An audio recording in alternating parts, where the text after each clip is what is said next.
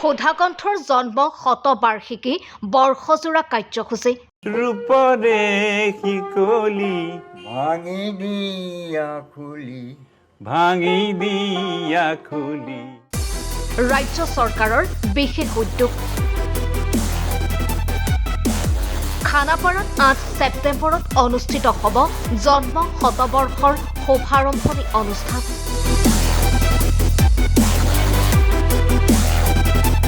এহেজাৰ শিল্পীয়ে পৰিৱেশন কৰিব সুধাকণ্ঠৰ অসম আমাৰ ৰূপহী শীৰ্ষক গীতটি। প্ৰথম ডিব্ৰুগড় বিমানবন্দৰক ডক্টৰ ভূপেন হাজৰিকাৰ নামত আমি উৎসৰ্গা কৰিম।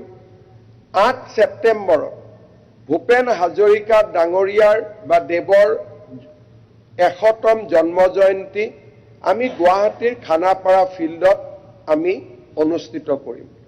সিদিনাখনেই 1000 যুৱক যুৱতীয়ে অসম আমাৰ ৰূপহী গুণৰো নাই শেষ এই গানটি সমাজৰ সকলোৰে সন্মুখত 1000 জন যুৱক যুৱতী একেলগে গাই তাক প্ৰদৰ্শন কৰিব।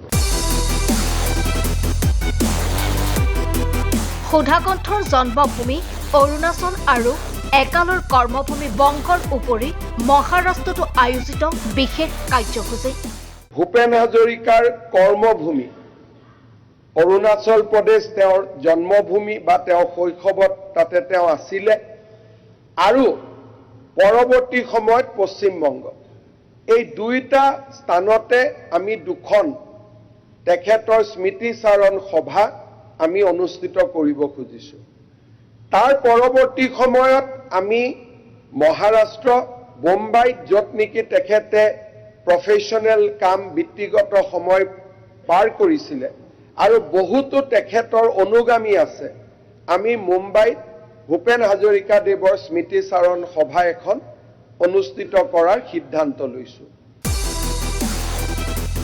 কেৱল এয়াই নহয় সুধাকণ্ঠৰ জীৱন ভিত্তিক এক গ্ৰন্থ প্ৰণয়নৰ পদক্ষেপো লৈছে ৰাজ্য চৰকাৰে। যশস্বী লেখিকা অনুৰাধা শৰ্মা পূজাৰীয়ে লিখি উলিওৱা এই গ্ৰন্থ দেশৰ 23 ভাষালৈ অনুদিত কৰাৰো পৰিকল্পনা ৰাখিছে ৰাজ্য চৰকাৰে।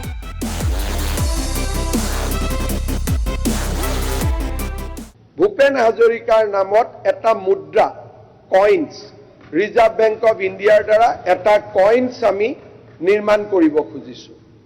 ডক্টৰ ভূপেন হাজৰিকা দেৱৰ জন্ম জয়ন্তীৰ এই সময়ছোৱাতে ভূপেন হাজৰিকাৰ নামত উৎসৰ্গা কৰি তেখেতৰ এখন আমি পুস্তিকা উলিয়াইছোঁ। বায়োগ্ৰাফি ঠিক নহ'ব কিন্তু তেখেতৰ জীৱনৰ আটাইকেইটা দিশক সামৰি আমি প্ৰসিদ্ধ লেখিকা অনুৰাধা শৰ্মা পূজাৰী বাইদেউক এখন পুথি লিখিবলৈ অনুৰোধ কৰিছিলোঁ।